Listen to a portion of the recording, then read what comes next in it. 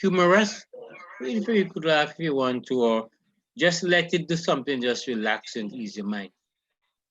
All right, psychiatric hotline. Dial 1-800 get a life. All right. Hello, welcome to the psychic hotline.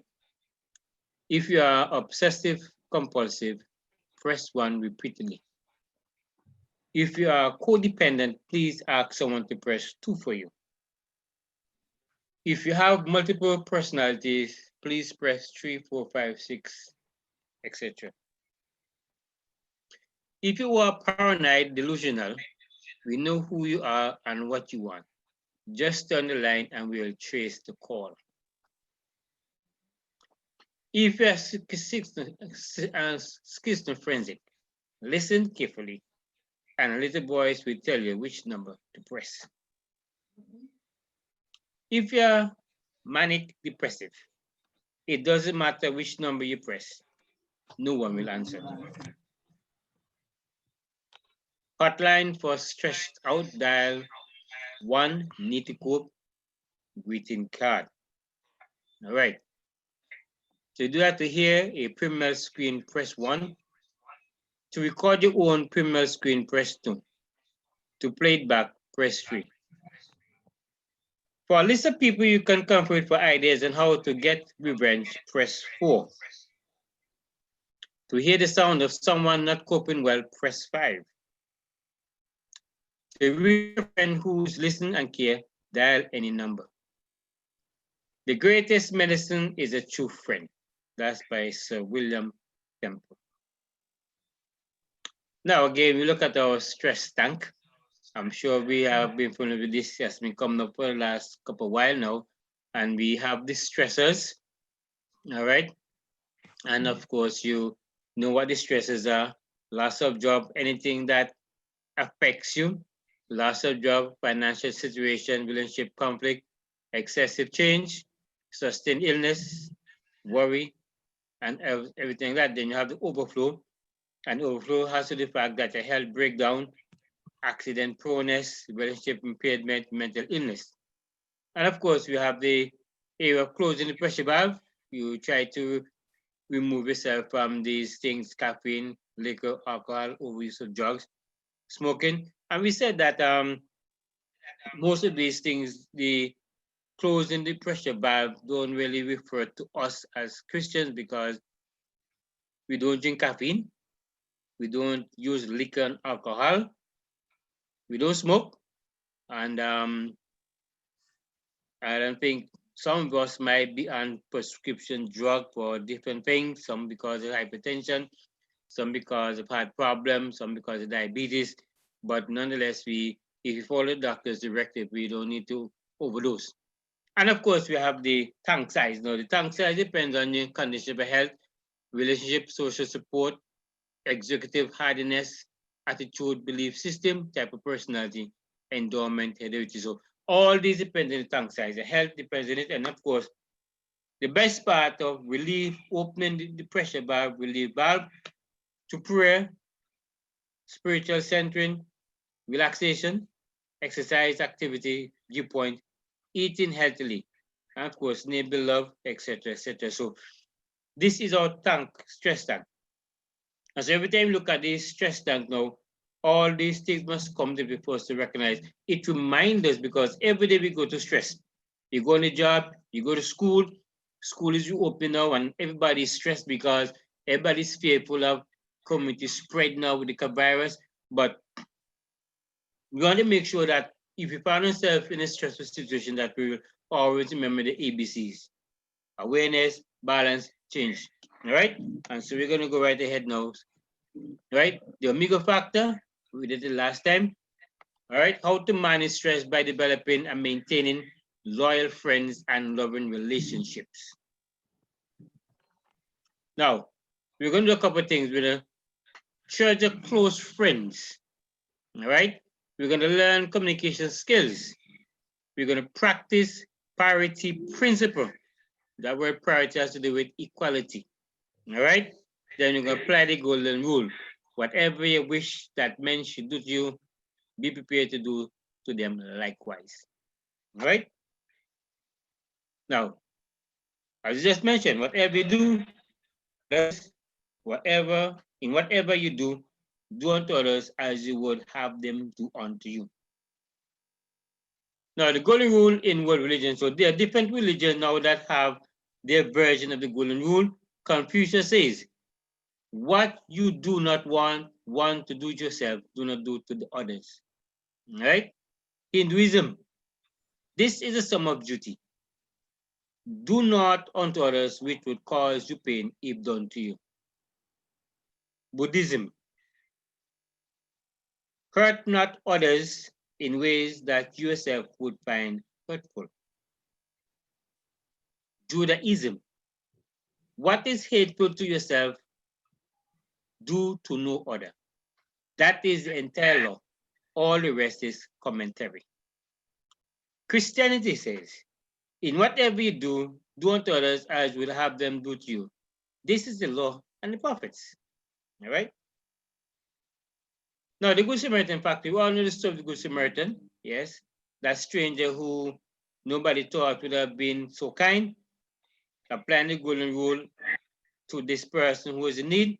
And so we want to make sure that we are being good Samaritans. It helps in our stress management. So again, how to manage stress? By developing and maintaining loyal friends and loving relationships. So you're going to choose close friends. It's important to have friends. We can't overemphasize that. Close friends, confident persons you can talk to when you're having issues that your parents, your wife, your spouse, or your significant other cannot help you with. You need to have somebody you could confine into to help you in those areas there. And so you want to make sure closer and also communicate. Find somebody to talk to. When you keep things inside, it does more harm than good. So find somebody to talk to. Of course, practice parity principle, equality. Make sure you're fair to people. Treat it others the same way. Treat others the same. Don't treat some with kindness and others with disdain. Treat everyone the same. And of course, we're going to apply the golden rule. And of course, you're going to clarify expectations now. When you want to have a friendship, make sure you clarify what are the expectations of that friendship. What kind of friendship are we going to have? Is it a casual friendship? Make sure you set boundaries. Make sure you understand this is how far you go, no further. Make sure folks understand what you are, what your expectations are, and make sure that no one is going out of the bounds that are set. All right? So you're going to clarify expectations. So you're going to date, you make sure you clarify, look, hey, no hand touching, no kissing, no petting. We're just on a date. All right? Let others know what to expect of them and yourself and seek their response. Make sure they understand what are your expectations so there will be no disappointment. Right? Revise your expectations based on your negotiations. Then two, ask others what the expectations are of you and themselves. So after you would have enumerated your expectation now, ask the other person, what are you expecting of me? Now, if your the expectation conflict, then you have to say, look, you know what? I don't think this date is for both of us. Maybe just for you, but not for me. Because one person may have one thing in mind, the other person may say, no, this is what I have in mind. All right, so you're going to make sure you negotiate.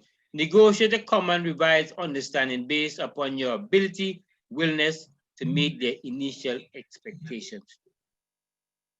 All right, then of course we're going to join a group. That's another point. Number 6 wasn't there, so we're going to join a group to help manage our stress. Now, social contact and debt. Contact breast those study. All right. Now we have the most connection, the least connections. Now, those aged 30 to 49, 2.4%, most connection, least connection, 6.1%. Those aged 50 to 59, look at it, 9.4, most connections, look at it now, 30.8%, least connection. Right? So folks who are not connecting are going to be getting themselves in a more stressful situation more often than not. And look at age 60 to 69, 21.8%, connected. But look at that, 39.4% least connected. So you see, folks in this age range seem to be drifting apart. So we want to make sure we keep together as much as possible so we can help to relieve the stress. Sometimes when you're stressed, you need somebody to talk to, somebody to just listen to. All right? Then you have married, right? Then you have contact with those close friends, two. All right? And then you have active members of the church, all right? Involved in an informal or formal group. So folks who are married tend to survive longer. Those who have contact with close relatives, they tend to do better in terms of coping. You're active in church, it keeps your mind occupied so you have less stress. And if you're involved in an informal or formal group, it keeps you something to do so that it relieves you of the stress factor. Right? It relieves the stress factor. All right? Then, of course, you're going to practice conflict management principles. All right? So you have all the areas there: church of close friends, learn communication skills, practice priority principle, apply the golden rule, clarify expectations, join a group. Now practice conflict management principles. All right? Now, he says deal directly with your offender. Argue your case with your neighbor directly and do not disclose another's secret. In other words, nobody needs to know what is it between you and your neighbor. Go to your neighbor in private and talk to him about what is it that is between both of you. Then he says, if your brother sin against you, go and show him his fault just between the two of you. So you don't need to hear that down the road. You want to make sure that whatever you do it on the level that should be done directly. Don't bring the third party if you have to bring the third party or second party. And what you and the person discuss, don't let by the time you down the road, no, it's down there. No, we don't want that. That's going to cause more stress. Right? So deal directly with the offender. Use I messages versus you messages. I must confess that I never get into that before until now, but we're learning. I messages. Describe in straightforward, judgment-free language what you observed the other person doing. Yeah? Describe how you felt and what you thought in response. All right. Let's look at you message. A you message example. Your insensitive remark in front of our friends that I had spilled some salsa on my sweater humiliated me. Make me look clumsy and feel like a crux. All right? Look, that's the you message now. The I message is when you pointed out in front of our friends that I had spilled some salsa on my sweater, I felt embarrassed and thought they would think I was a clumsy crux.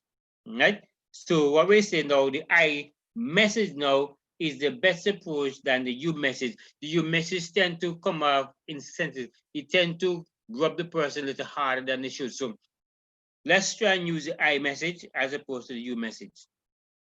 Right. Now we have DESC, right? The DESC mode of communication.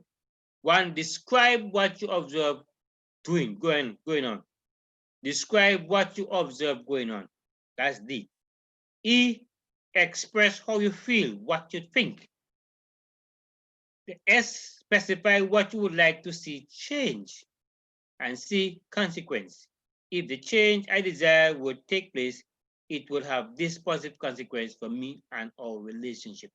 Right? So the DESC mode of communication, you're going to describe, express, specify, and consequence. Right? So you're going to make sure that you describe what you observe going on. Right? Remember, you say be specific. Then express how you feel, what you think. Then specify what you would like to see change. Then seek consequence.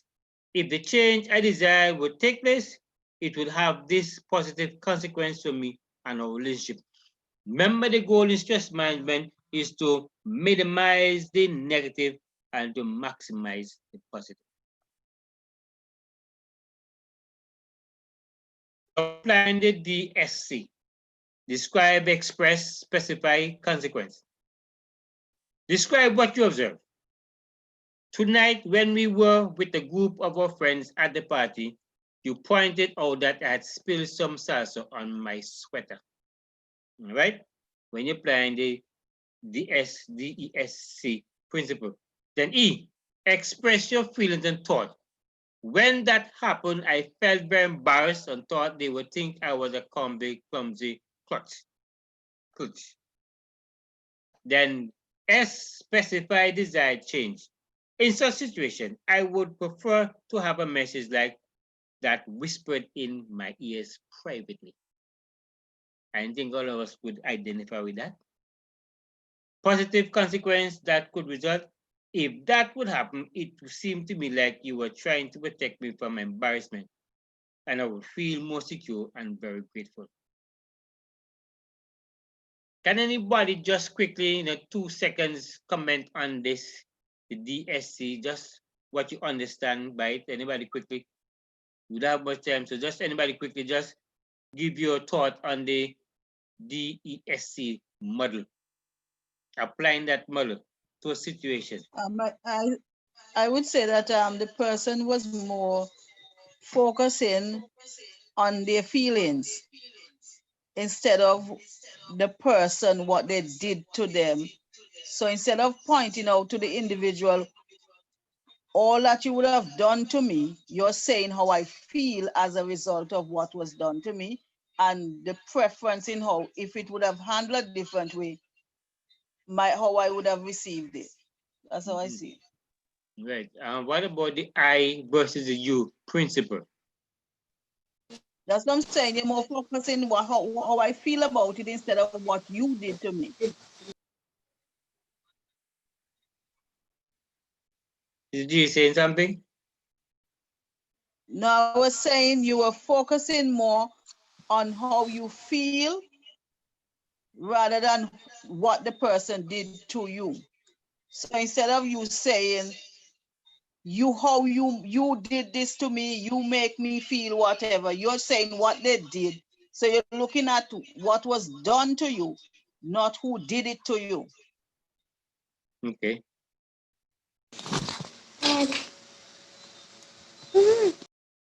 All right.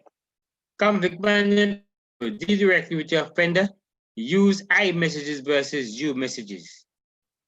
Then be assertive rather than passive or aggressive. All right. Passive, the inability or unwillingness to express thoughts and feelings in a conflict situation. Yeah. The goal, avoidance, don't rock the boat, a violation of one's own rights, then carrying unexpressed thoughts and feelings can provoke distress. So when you're passive, right, it doesn't really help you. So you cannot be in the passive mood. You got to be somewhat of what we call it now. We go back to be assertive rather than passive, because you want to make sure that you get out of that situation. You cannot be passive by staying in the situation. You just like if you're in an instance, or let me not use the instance. You just like if you're in an office and the communication in the office is not going good, then you need to find a way to get out of that situation there. So you just can't sit in your seat or on the desk, not able to concentrate, and it just bothering you, and it's just going high because you can't get to concentrate and you can't get the work done. So you have to be assertive to make sure that you folks understand what you're feeling, right? So you can get yourself out of the situation. Now, aggressive, communicating in a demanding, hostile manner. Now, this is opposite now. Can be non-verbal. The goal to win, get one's own way, take control. A violation of the other person's rights. puts great strain on relationship. So when you're too aggressive, now when you go to the extreme now, one end you're not doing much, and the other end you're doing more than you should be doing. There have to be a balance, right? Passive aggression, indirect and subtle aggression manifested in tardiness, forgetfulness, backhandedness, compliment, etc., while still claiming good intention. Right? The goal of this now is to control, get one's own way, a violation of one's own and other person's right, keep relationship off balance and strain. So this again, the passive aggressive, right? You have the assertive, then you have the aggressive. So you want to make sure there's a balance now. So you don't want to go to the extreme. Here's another extreme again. Now the assertive now, communicating your needs, thoughts, and feelings clearly, directly, lovingly, and respectfully without judging others. All right? The goal, honesty in communication for the purpose of mutual understanding. Get your message across without violating the rights of others or your own rights. Offers relationship, love, and honesty, and continuing growth opportunities. So you want to make sure that you are assertive, but in a loving way, so that people understand and you can be able to share and you'll be able to meet your goal of solving conflict and for communicating well with those you need to communicate with. Question, What? Pastor. Okay. The passive, is it sometimes necessary to practice that? Not all, it It depends on depends the on the situation. nature. Oh, Remember the ABC of stress management: awareness, balance, change. Balance being now you're looking at what your options are. Then you have the flight and the fight component now. Do you fight or do you run? So you have to know it depends on the situation, right? It depends on the circumstances. That's why you must keep in mind the ABCs of stress, because that will determine if you are going to minimize the negative or you're going to maximize the negative. All right? As the Bible says, a soft answer turns the wrath, but grievous words stir up anger. All right? So we have to find a way to be assertive but not aggressive. For folks to recognize what you need, clarify yourself specifically. That's where the DSC come in. Describe, express, what else? Be specific. And make sure that the consequences are positive, not negative. All right? So it all depends on the situation, Sister Joseph. The question asks, what if I am late to an appointment and have tried twice already to get off the phone with Bob? No, I'm going to try again. May I say something here? Okay, go ahead. Sister Joseph, I'm thinking, I'm not sure if that's what the way you go in. When you're asking if it's sometimes, what was the question? If it's sometimes okay to be passive? yes. Okay. Well, but we know that passive does not bring positive results, right? It may temporarily, you want to say, passive means that you do not take action. You just no solutions provided. So when a situation seems to be getting out of hand and you don't respond, it's not that you are passive, you might just be assertive, not responding. You made a choice not to respond at that point. So that is not a passive. Passive is saying you don't make a decision, you just allow things to roll as is. I don't know if that will clarify. But allowing things to roll is a decision. No, passive, you just, in other words, you are not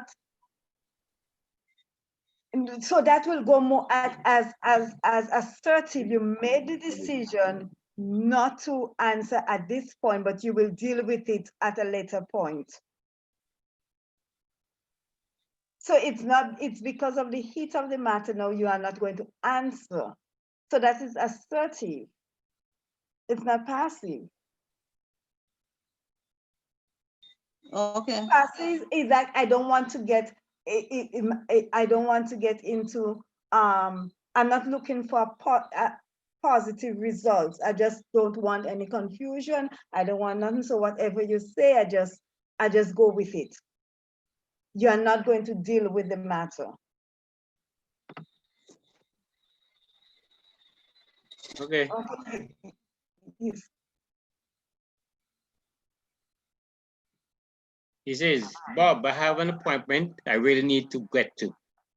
But Bob keep talking as though he never heard me. The question is it passive response, aggressive response, or passive aggressive response, or assertive response? What is happening there? Remember the previous slide? I'm late for an appointment and I have tried twice already to get off the phone with Bob. Now I'm going to try again. He said, Bob, I have an appointment I really need to get to. But Bob keep talking as though he never heard me.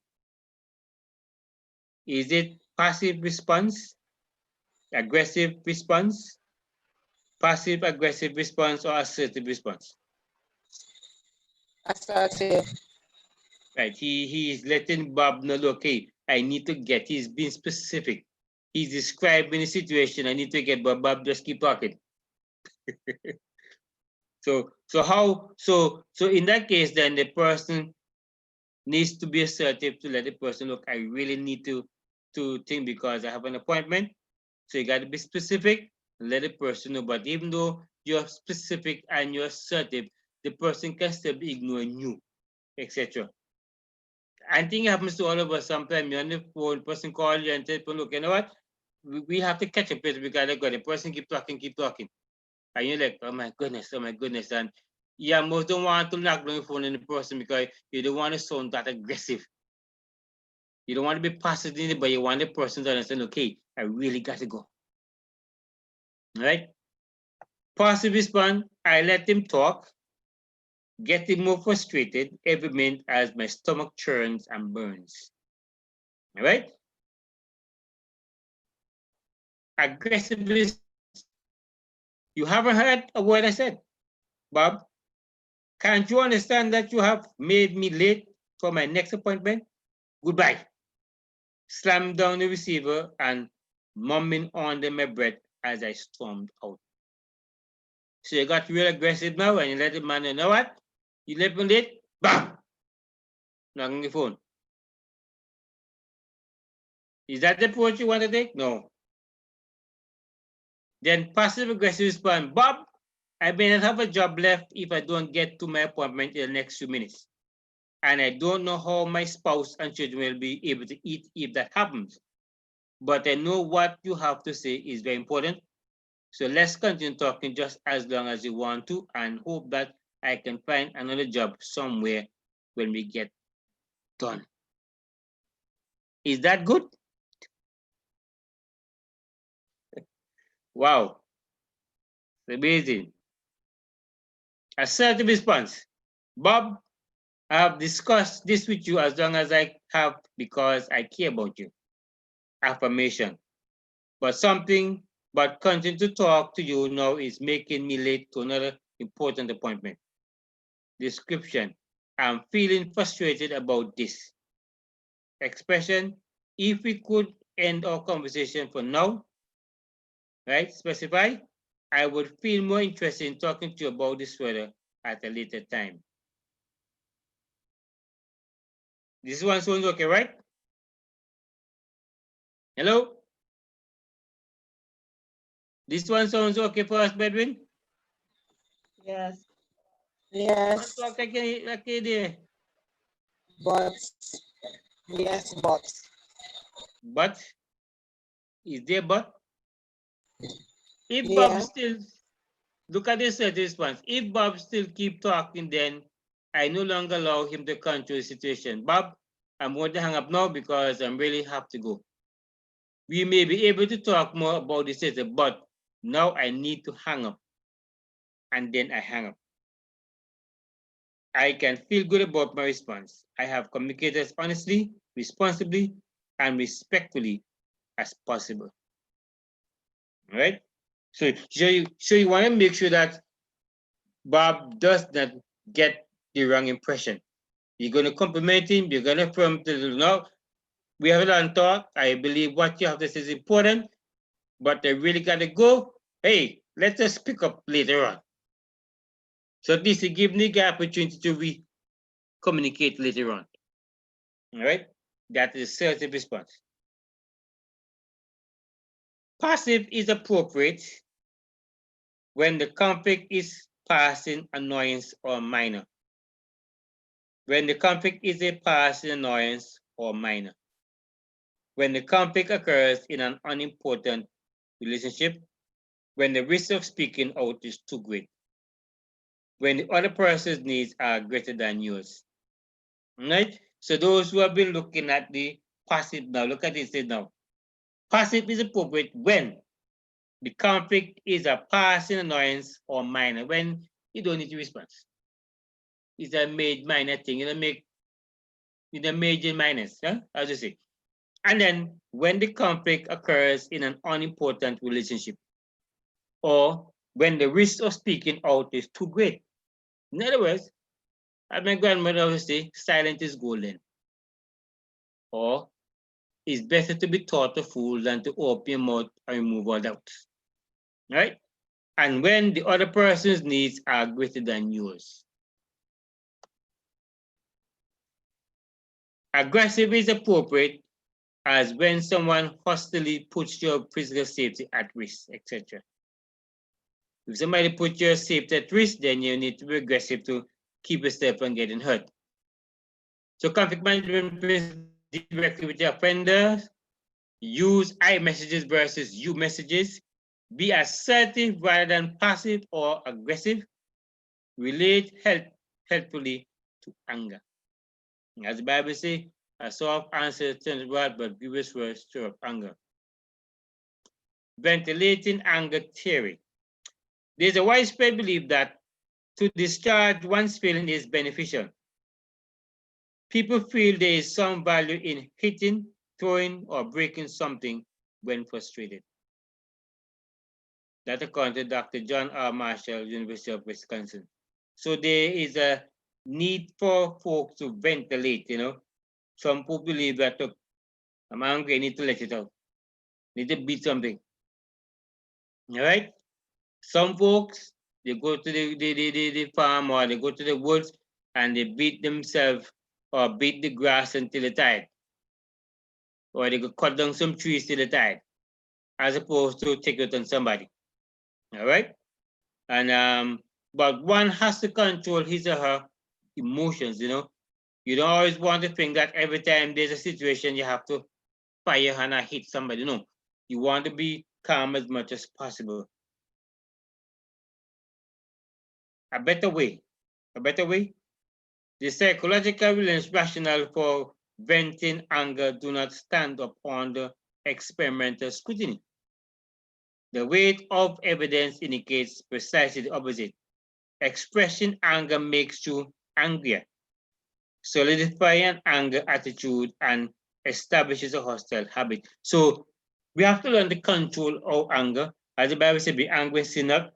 So even though the thing hurts you or the thing causes you to real thing, man, you have to control, because the minute you're gonna get angry, it's gonna build up, and every time something happens, you're gonna get angry. So it's not gonna help you control yourself. So you gotta be careful how you respond to situations. And of course, related to anger, become aware of when your emotions are building. Again, the ABC of stress. Beware of your situation and determine what is the best course. If you find your emotions are running high, then you gotta exit the situation. You gotta find a way to get out of the situation. All right? Not avoiding it, but to get to the position where you can see more clearly. Allow yourself time to cool down. Yeah, allow yourself time to cool down. All right. It says, any emotional arousal will simmer down if you just wait long enough. This is why the classic advice for anger control, count to 10, has survived for centuries. So when you find yourself in a tight spot, count to 10. Or start counting from 100, come back down. By the time you reach 1, the anger gone. If you reach 50, the anger gone. Trust me, it works. All right? So you want to make sure that you do that. And of course, take some breaths, take some deep breaths. Take some deep breaths. Before you say anything, take some deep breaths. And those breaths will help to relax you. It'll make you feel better so the anger goes away. Because you don't want to be angry to respond. You might say something worse. You may use your hand. You don't want that. You want to avoid added stress. Remember, the goal is eustress and not distress. All right? So become aware of where your emotions are building. Allow yourself time to cool down. Examine your beliefs now. You're going to examine what your viewpoint on life is. Remember, all this has to be done before you even move a wing. Right? Examine what you need to do. See if your response is based on your belief system or is based on somebody else's belief system. So you want to make sure that you balance everything to make sure that your response is in keeping with good governance. All right? If your belief system suggests that you have to fight because you come from a family that love to fight, or you're in a society that people fight for their right. In other words, then in this community, nobody take nothing sit down. They fight hard. You have to understand that in some situations you cannot fight. It doesn't help. It doesn't solve anything. All right.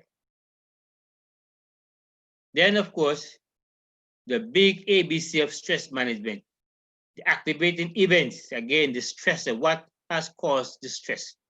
All right. Then your belief system, the filter now. You're going to be filtering through your mind now what you need to do right now. So based on your belief system now, what you've been taught from a child, what you've been taught by society, what you've been taught in school, in church, all this is going to come to bear now and how you're going to respond. And of course, the consequences could be psychological, emotional, and behavioral, right? Because the final ABC is see, change, right? So you want to make sure change behavior and that the change of behavior is positive and not negative. Remember, that's the goal always. So you have the stressors, and then we have SIB. Remember the SIB, right? Stress induced belief, all right? Stress induced belief. And then what was the next one that we had last time, about 2 slides ago? We have the SIB and SRB. So one is stress induced belief and stress release reduced belief. All right. And then of course you have the C, induced distress. So your belief system now is going to introduce you to a distress situation instead of a eustress situation. In other words, instead you come out of a stress situation, you go into one. Your goal is to come out, not to say to come out. So your goal is to come out, not to add. All right. And of course, you have our SRB now, as we said before, our stress reduced belief. So see now the consequence now, you're reducing the stress, not inducing it. So your response is supposed to get rid of the stressors and those that thing that are stressing you. You might be able to get rid of all of them, but at least you're able to control and to make sure that you reduce your stress level as much as possible. The question asks, what beliefs you will hold empower over your anger? Stress-inducing beliefs. So the stress-inducing beliefs, those beliefs that will keep you bound, those beliefs that will cause you to be more stressed. Then the question is again, are they realistic? Are they helpful to relationship? No. Would they be realistically countered with stress-reducing belief that could be more helpful to you and your relationship? Yes, they could be. So what we need to understand is that the SIB, stress-inducing beliefs, is based on your thinking, your worldview, how we were taught, the culture, the society. Has society cultured enough so that society is going to dictate, look, this is how you handle the situation? Or you're going to have a different belief system that says, okay, I could handle it differently, right? I'm sure all of us would have found ourselves in a situation that we did something wrong that turned us into a more stressful situation as to relieve the stress. And it's all based on our belief system, what we're taught growing up. And we've come back again into this slide. Become aware of when your emotions are building. Allow yourself time to cool down, examine your belief, talk it out. All right? So you got to talk, find somebody to talk to. Don't keep it in, you'll hurt yourself. Talk it out with yourself, God, and the other persons. It's good to talk to yourself, folks. It doesn't mean you're going crazy. Yeah? Some folks think you're going crazy because you talk to yourself, but that's healing. I talk to myself all the time. It's healing. It helps. You talk to God also. When you're by yourself on a farm or home by yourself or someplace where you're private, talk to God. Talk it loud. Say, Lord, I'm talking to you. Let him hear you. You know, talk to yourself. Hear yourself talk to you. And practice it DSC. Describe, express, specify, and also the consequence. All right? Of communication. All right? So, there again, you see there. Talk it out with yourself, God, and the other person. And practice the DESC model of communication and practice active listening. All right? You want to make sure that you understand. An active listener cares about what the other person thinks and feels, focuses on what the other person says, asks questions for deeper understanding. Am I to understand that you're saying that you felt hungry? That's why you asked to be excused? Or am I to understand that you are saying that what I said hurt your feeling? So make sure that you ask questions for the person to understand that they understand what you heard and they know that what you heard was what they said. All right? And of course, ask questions for deeper understanding. Use body language to communicate intense interest. All right? Related to anger. Again, beware of your emotions are building. See where emotions are taking you. Allow yourself time to cool down. Examine your beliefs. Talk it out. Seek to reconcile rather than to win the argument. All right? The goal is not to win the argument. The goal is to reconcile. All right? And of course, we're coming back again to the conflict management principle. So every now we're going to add all the time as we go along another point. So deal directly with your offender. Use I messages versus you messages. Be assertive rather than passive or aggressive. Relate helpfully to anger. Work for a win-win solution. Conflict solution model. I win, you lose. I lose, you win. I lose, you lose. Win, you win. The goal is for both sides to win, not for one to win and one to lose. Sometimes you may not feel like you have won, but it's not the feeling now. It's the knowing that you are able to diffuse the situation and you move along peacefully. All right? When all else fails, get help.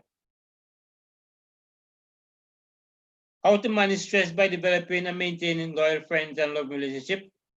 Choose close friends or treasure close friends. Learn communication skills. Practice the priority principle. Apply the golden rules. Clarify expectations. join a group, practice conflict management principles. When you need help, ask for it. No man is an island. Bomb joke break. Why are all dumb blondes jokes one-liners? So men can understand them. What's the difference between government bonds and men? Government bonds mature. Why is psychoanalysis a lot quicker for men than women? When a man is asked to go back to his childhood, he's already there. What's the difference between man and ET? ET phones home. Why is it good that there are female astronauts? When the crew gets lost in space, at least woman will ask for direction. When you need help, ask for it. All right? Forgive wrongs against you.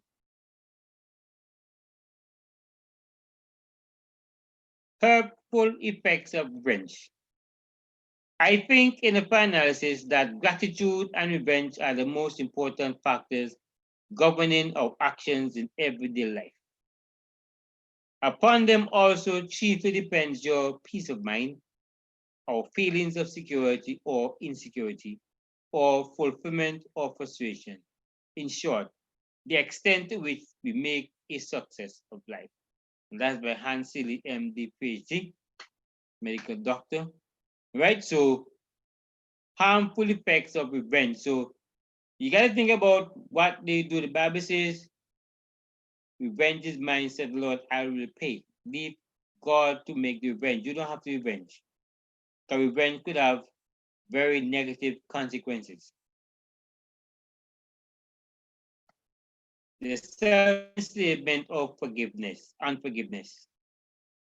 When we are wronged by those we love, we ignore the possibility that in the act of forgiving and showing compassion, we are very likely to discover new depths in ourselves and new possibility for relating in the future.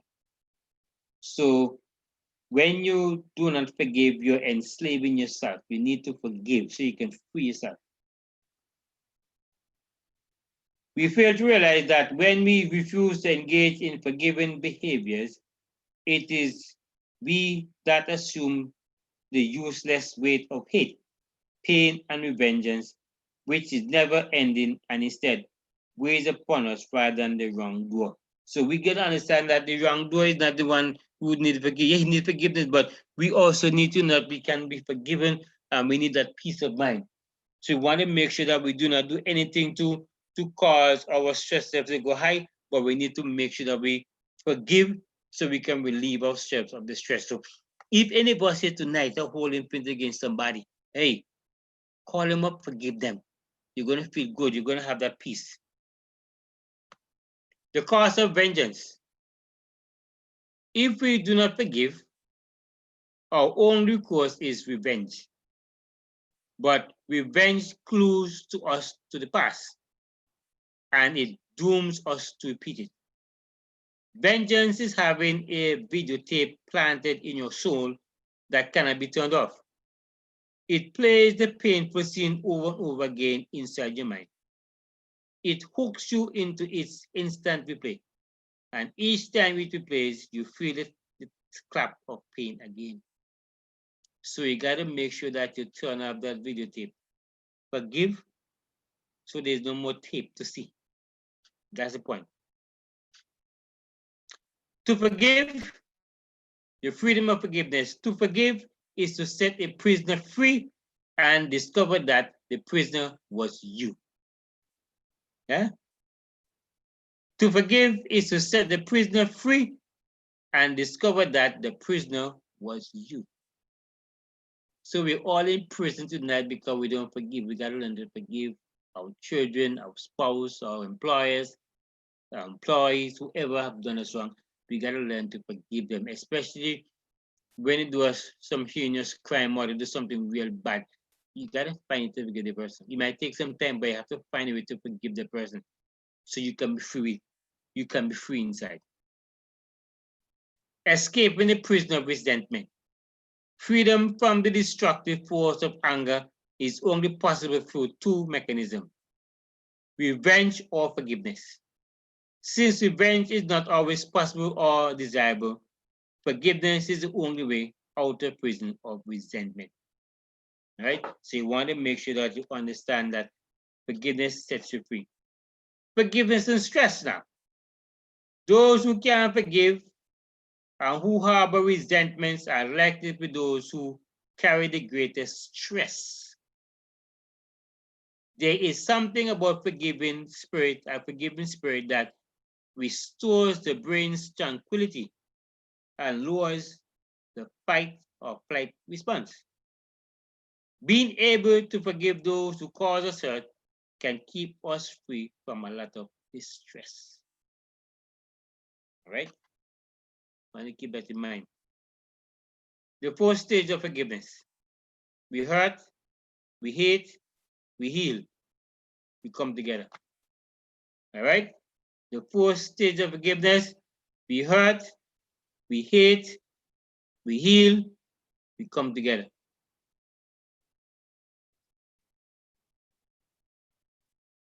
The 5 steps for forgiveness, the healing process. 1, recognize the need to forgive. 2, acknowledge your inability to forgive.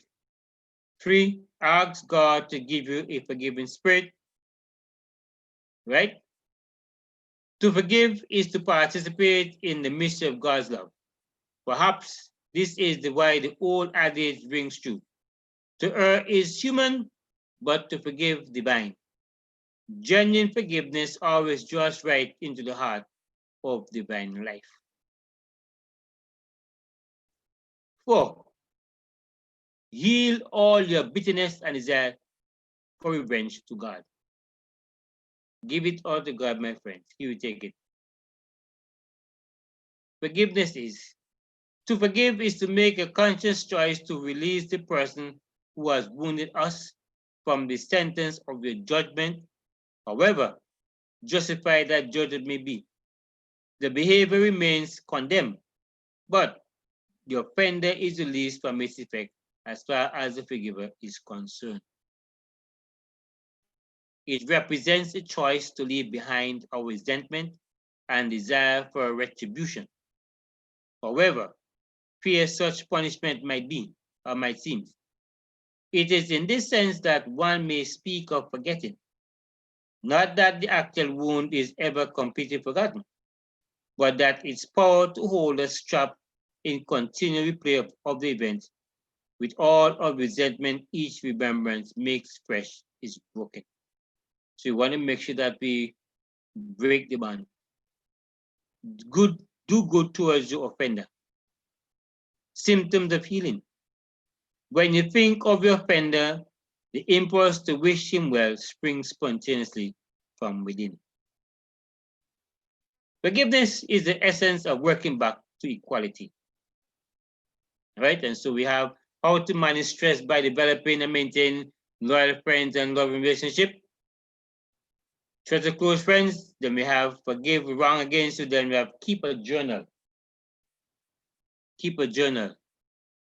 If you are convinced there is no one you can talk with who could understand your dilemma, then try keeping a daily journal. Write about your thoughts and feelings associated with a traumatic experience can help you get past it. So if you have no one to talk to, write. Get a pen and paper, get on a computer or a laptop or your typewriter and you just type. It's going to take the stress by verbalizing or typing it out, writing it out. You actually leave yourself of some stress, therefore. All right? And then the good Samaritan factor. Applying the golden rule in all relationship is an essential strategy for managing stress. Right? And the stress huddle, you come together when it's necessary and also you avoid the stress huddle when you need to. All right? The times we need to come together, the time we need to take some time out. Heavy duty stress observers, healthy stress reducing belief to stress what shock observers are to your car.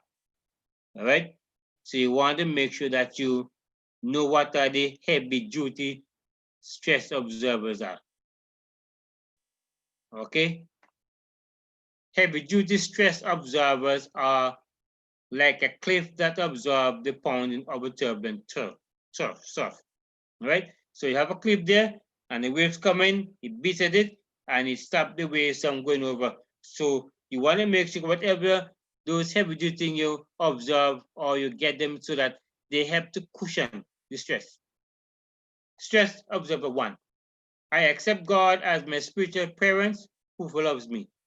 This love will be the basis for the value I place on myself and others, and will be the release point for all my fears, anxieties, and worries. So we want to make God our spiritual parents, right? General basis for self-esteem, but these foundations are changeable. Reaction of others, possession, wealth, talent, looks, education, right? Success and failures. But these are the foundations are changeable and can result in rapid and wide swing between positive and negative feelings of self-esteem and one's opinion of others. So your action to others, your possession, wealth, talent, looks, education, all these could be the basis. It could cause you failures, it could cause you success. Again, you got to make sure that you have the right combination there. Then the weight was extended family, financial security, friends, career, children, spouse, self, right? Stress of loss, discovery, a new focus of responsibility, right? Future in God's hand. Again, the extended family, financial security, friends, career, children, spouse, etc. Sound basis for esteeming self and others, the value God placed on you and others through the gift He gave us. God so loved the world. Christmas was for you. Good Friday was for you. Easter was for you. Nothing can alter your value in God's heart. Whether it's failure, rejection from others, poverty, lack of education, nothing can alter your value in God's heart. Accepting my value for God allow me to accept your value before God. Then he says, do not worry. Look at the birds of the air. They do not sow nor reap nor store in any barns, and yet your heavenly Father feeds them. Are you not much more valuable than they? Who by worrying can add a single hour to his life? Seek first God's kingdom and his righteousness, and all these things shall be given to you as well. 95% of things people worry about never happens.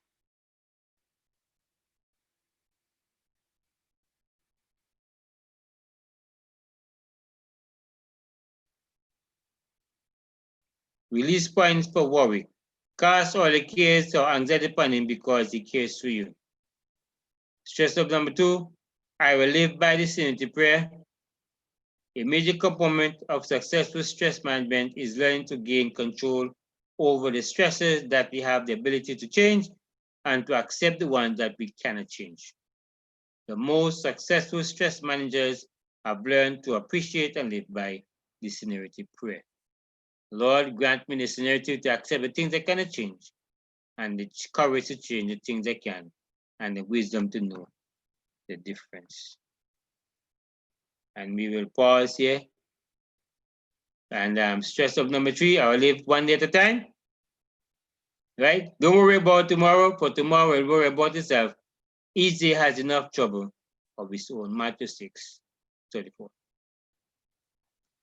Back to master control. Good night, everyone. We want to thank Pastor for